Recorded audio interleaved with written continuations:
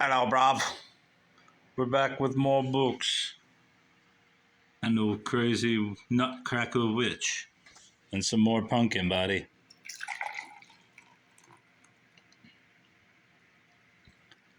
I am the pumpkin crusher. Yeah, I know there's shitty light, but I don't know what to do about it. So what the fuck should I do about it? Nothing.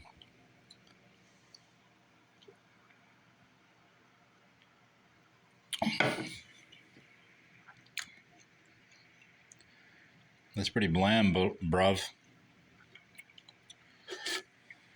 Pretty bland. It's a lot of fucking... Is that fucking beer spillage? What the fuck, bruv?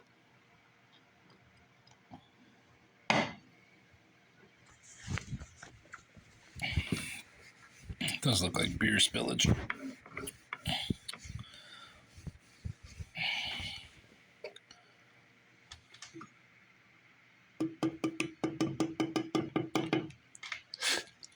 Well, I got 6 pumpkin crushes.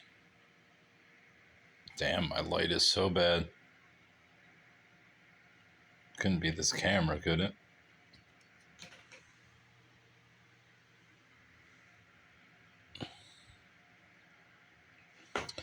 Whatever.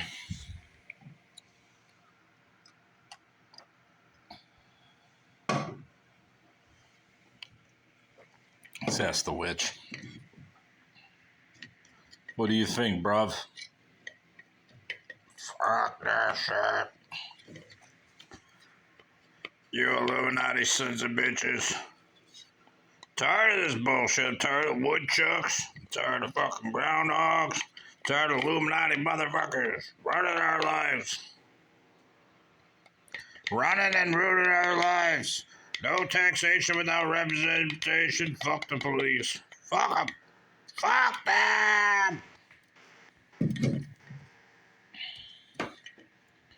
Alright, let's get back to the book hoarding. This was a free one. Why the fuck? I just have no light. See if I can move this. Oh. That does somewhat better. Remember death. Remember death. Death.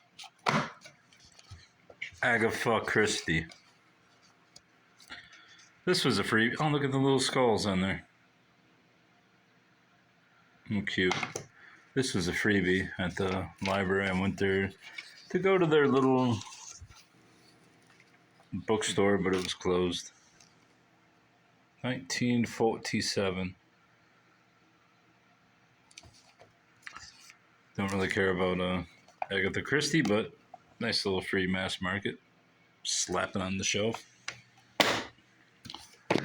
9 Coaches Waiting by Mary Stewart. This one I actually paid for at the thrift store. As my child used to say as a baby, thrift store. Maybe 2 or 3 years old. Maybe 4 or 5, I don't know. She used to say thrift store. 29 bucks, what's this? Dream into nightmare. When young, Linda Martin came to the stately old Chateau Valmy as English governess to the 9-year-old Comte Philip de Valmy. It seemed like a dream come true at first. Everyone seemed so wonderful, so charming, so very elegant at first. Then, bit by bit, she became aware of a strange tension in the air. Odd things began to happen, little things, unaccountable things, but they weren't so imperceptible that Linda decided it was just her imagination playing tricks. Until the accident that nearly killed the boy. Everyone insisted it was an accident, everyone but Linda. She knew now that something was wrong at Valmy, very wrong. Valmy was no longer a dream come true, it was a nightmare. Right. right it was. The Concise Dictionary of English Etymology by Walter Skeet. I don't know who this Jane E. What's that say, Lancaster is, but I seemingly got several books by her, or not by her, but that she owned at some point.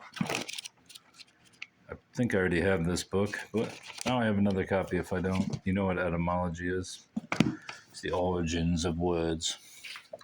This one I got at the library, not the free library. I'm going to tell you, Pumpkin Crusher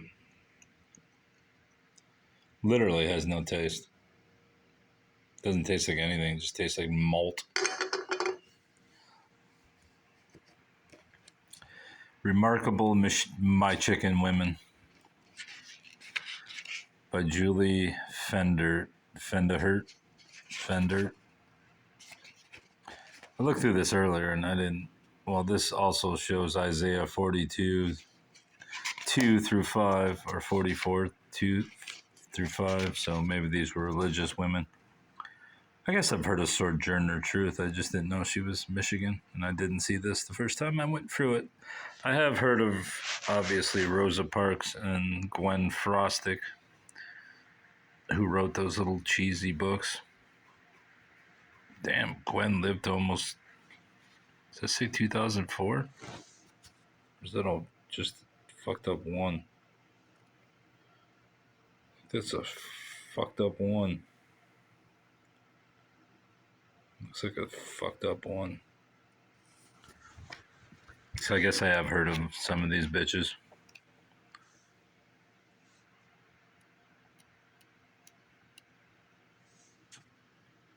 Skeletor sister. Listen.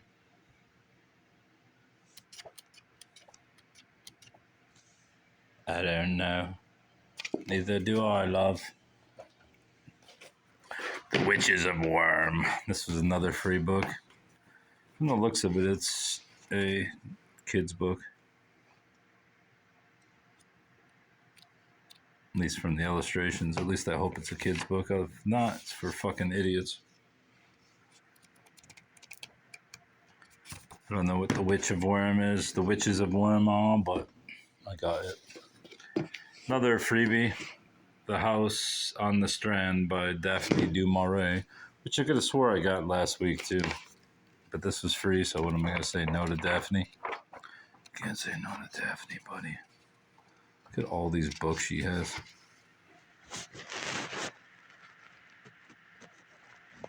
The Glass Blowers, The Flight of the Falcon, The House on the Strand, The Parasites.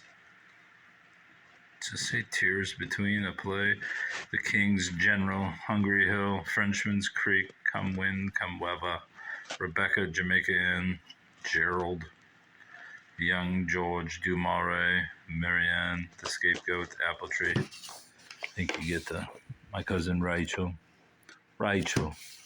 September Time. Yeah, so another copy of that. This is the best book of the whole haul.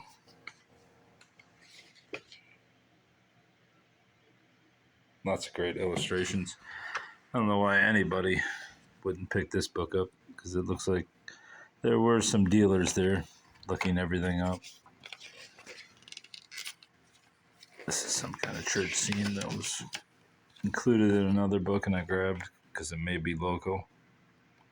Loco or local. What year is this? Don't matter. This book is 1899. Look at that. That's fucking brilliant. Descriptive Mentality. 1899. If it ever... No, it's too... Light is too dim. Oh well, I'm sticking with the dim light. I don't give a fuck. Look at this guy. This guy's a champ.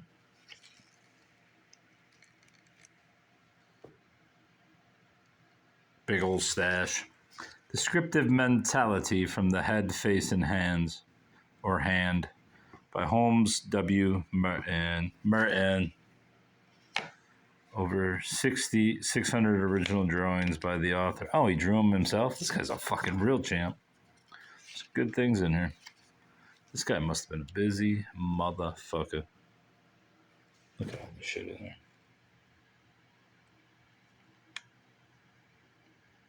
This guy was doing some serious work.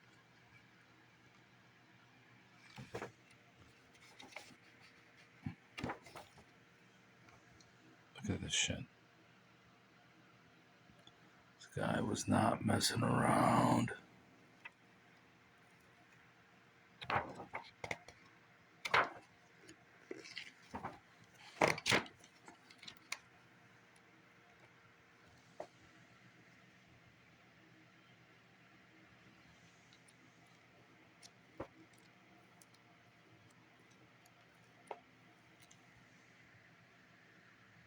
Oh, the intellect, studies. This is fucking brilliant. There's Napoleon, the mentality of Napoleon Bonaparte.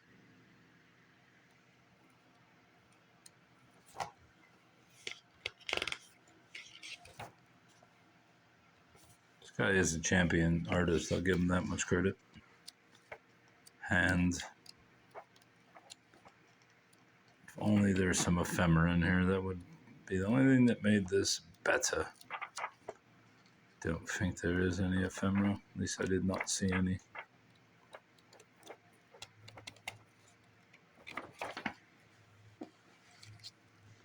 Good one. Get a shot of this.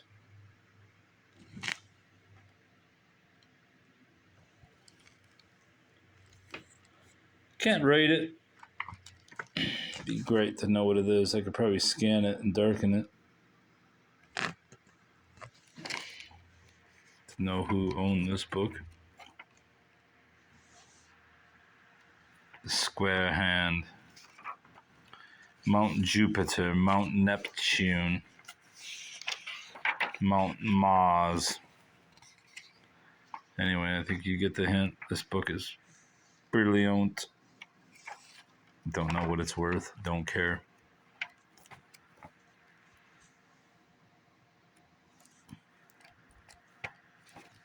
Look at that shit. Pure genius. Created for the ages. The Mariners Church of Detroit. Obviously, it's a reproduction of an earlier edition, which I believe is a hardcover, and I may actually have it, but I didn't remember if I had it. Which is why I'm making these, but I'm supposed to actually be doing a written version of it too, which I don't do. So, Mariners Church of Detroit. If I ever need info from that, I will have it. Woodcock by John Alden Knight. I'm really shocked at how bad this beer is.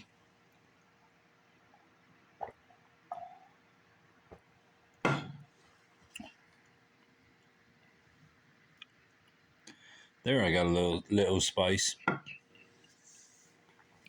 Little pumpkin. Woodcock. In the quieter moments after the season, the mere mention of this upland gypsy conjures up memories of crisp October mornings, outstanding dog work, and coverts salted with flight birds. It also brings to mind one of the finest books ever written on the subject, this of the works of one John Alden Knight. From the first words of opening days to the final entry of the WDA, it's apparent that Jack Knight was a man enamored with the sport of woodcock shooting. Obvious as well is the fact that the man was a student of the bird. From the lore surrounding the russet-colored prints of the uplands to the matters of a woodcock's life cycle, migrational habits, and how best to challenge a hillside strand of aspen or a lowland run of alders.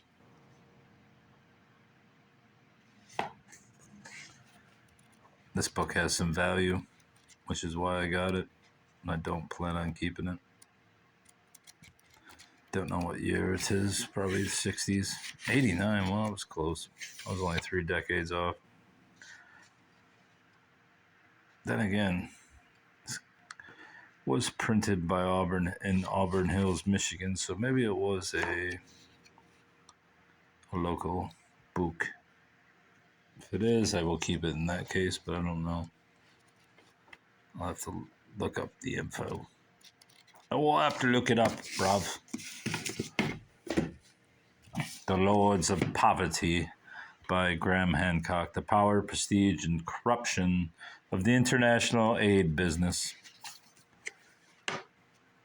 And I've always respected Graham Hancock, although I've never read this book. For his book, The Message of the Sphinx, which he claimed is older. Maybe he claimed it was younger. No, I think he claimed it was older than they claim it is. And it's all tied into all kinds of stuff. It's a really good book. Yeah, he started out as a journalist. Then he kind of got into the ayahuasca and the pyramids and all that stuff. He almost died a couple of years ago. I don't know what he's doing now. But you gotta respect Graham Hancock, bruv. Foundation for Living. I actually met Graham Hancock at a Borders book signing. I heard a radio show with Graham Hancock and I believe back in the day, Mark Scott from WXYT. And me and my buddy at the time, 21 years old, maybe 24. I think we were 24. We went and saw him, and I got it signed. And then I sold the book like a fucking idiot. Foundation for Living, the story of Charles Stewart Mott in Flint. Charles Stewart Mott went to Flint, Michigan in 1905, where he became one of the first suppliers of parts to the automobile industry. At the end of his long, successful career, he had become a top executive at General Motors and had literally devoted himself to the city of Flint as mayor and as founder of the famed Mott Foundation. Yeah, I couldn't pass this one up. It's Cheryl, blah, blah, blah. It's local related, Michigan related. I had to get it. I don't know if it's worth anything. It's a first edition. First edition. Probably not worth shit, but it's worth something to me in case I need to research. Put a nice little jacket on there, it'd be a beauty. All right, these books. A little bit of tarot and a little bit of astrology by Conan Beadle and Cassandra Eason. Oh, what's this? Fool. High Priestess. Empress. What's this? Fucking High Jizz. What the fuck is inside this book?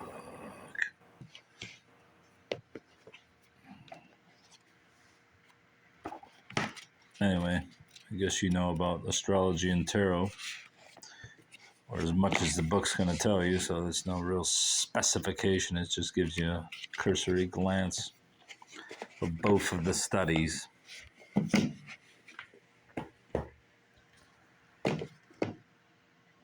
FLCL, which my child, I sent the picture to, said child and said, do you want this book? Where the fuck? Well, she didn't say where the fuck. She said, Fooly Cooly.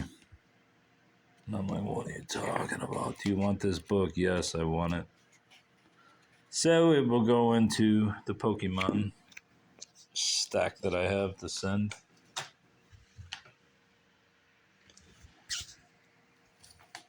Off it will go one of these days.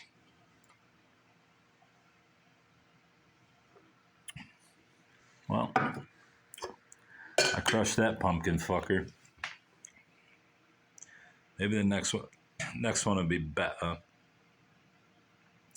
Anthony Bourdain, medium raw. You know, Bourdain. I'm just collecting his books. I should only collect his hardcovers, and I probably will eventually, but possibly sell these. A bloody Valentine to the world of food and the people who cook.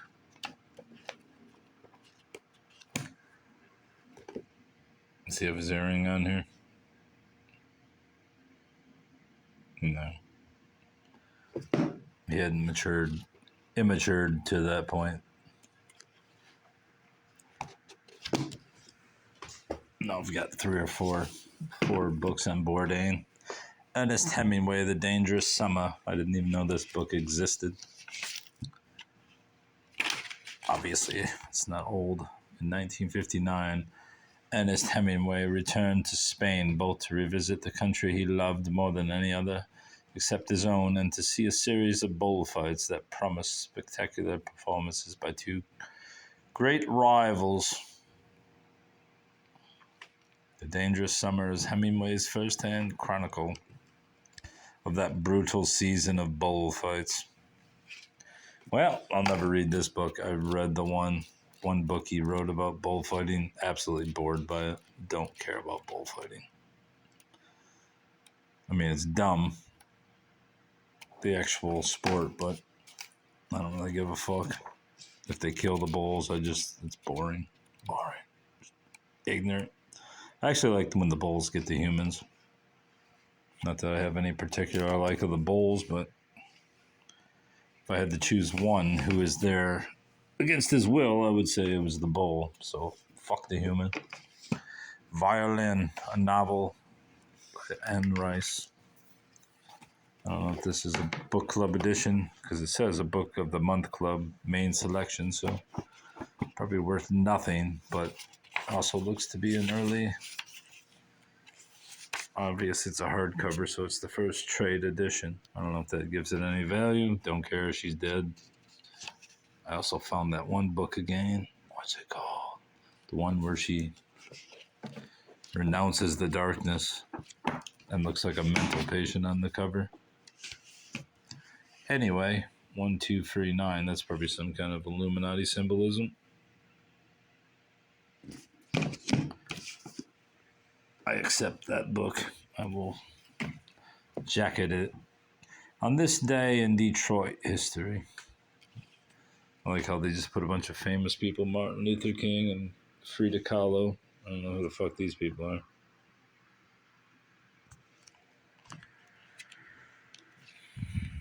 But it should be interesting. It's only 50 cents, so it can never hurt to have a day-by-day account of what happened in the city. Hitsville. I went to Hitsville. I was not impressed. Then again, I don't really care about Motown or music, so. The Secret Life of the Lonely Doll. The Search for Dare Wright. Gene Nathan. In 1967, a children's book called The Lonely Doll was published with its distinctive pink and white checkered cover and black and white photographs featuring a wide-eye doll named Edith. Anyways, if you watch these videos, you've seen them. This book, because I have it in paperback. And I was on the fence about buying this one until I saw that it was signed by the author. So I got it. I don't know who Gene Nathan is. It's a first edition sign, so you can't go wrong. I don't know if it's got any value. There's Gene. I think I've seen her on porn channels. But I could be wrong about that too. Edith and the Duckling. Self-portrait as a sea creature shot in Dare's apartment. The hell is she naked? How is this crazy woman?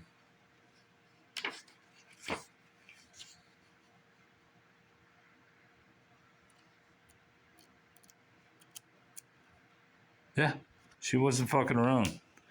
One of a series of nudes of Dare taken the same summer. Edith wearing a kerchief is visible in the background. Alright, so she writes about dolls and gets naked. And she holds a fish. Alright. I mean, she's got a nice body. What the fuck that's got to do with a doll, but it's kind of creepy. A self-portrait that appeared on the book jacket of The Lonely Doll.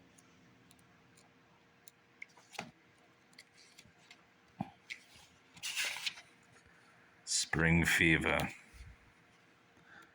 I should have looked into this book earlier. This chick's naked everywhere. Just gonna get naked. She had a nice library too. What's that? The doll bed? That's a creep. No, it's a whole fucking doll house. Thought that was her library. Behind the little green door. See, that's the one reason why so-called artists and book writers and filmmakers who delve into children's work always creep me out, because I'm just like, they're still adults and they're weirdos. All adults are weirdos. So this bitch is thinking about dolls and children while she's naked everywhere. It's kind of creepy to me. Just saying. At least stick to adult subjects. Yeah, there she is again, naked. One of the first nude shots there in a rowboat on Chesapeake Bay. On a visit to Mayport, the Seawolves' home on the eastern shore of Maryland, 1945. It's a nice portrait view. I wonder if she was on drugs.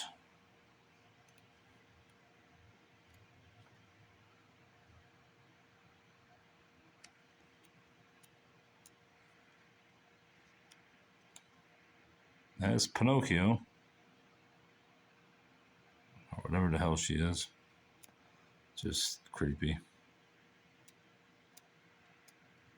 Never trust a man with a fucking mustache or a woman with a doll. Yeah, she looks insane. That's a nice picture. Right there. That's a great picture.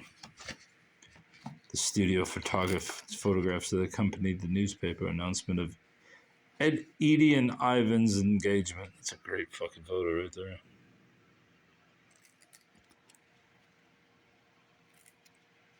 Creepy looking child.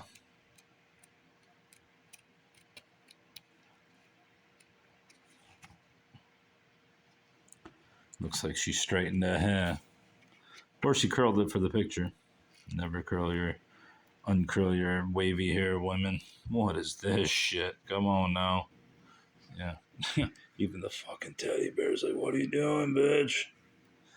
You sadomasochistic bitch. I've seen enough of this bitch. I'm going to pose for you. Alright, now I've had enough. Susan Eiger at art.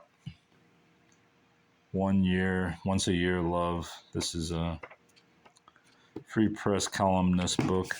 As you can see, Detroit Free Press. I have about 6 or 7 of the other ones, so might as well get it too. Sometimes they write about not little characters, but local personalities like Gundeller the Witch. We shall see. Number 6 on the trail. A history of Novi, Michigan. My chicken. The Knapp family was a large one. What the fuck? in this small cemetery along 9 Mile Road bears the family name. That's the one I went to after the fucking estate sale that I went out there with somebody. The earliest grave was that of Maria Knapp, who died in 1837. Wonder if any of the Knapps of Canton or Wayne ended up there. I did not know that was called Knapp Cemetery. I guess I did know it because I went there, but I'd forgotten.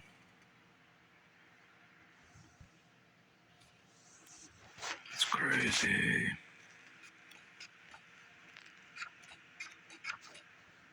All right, mate.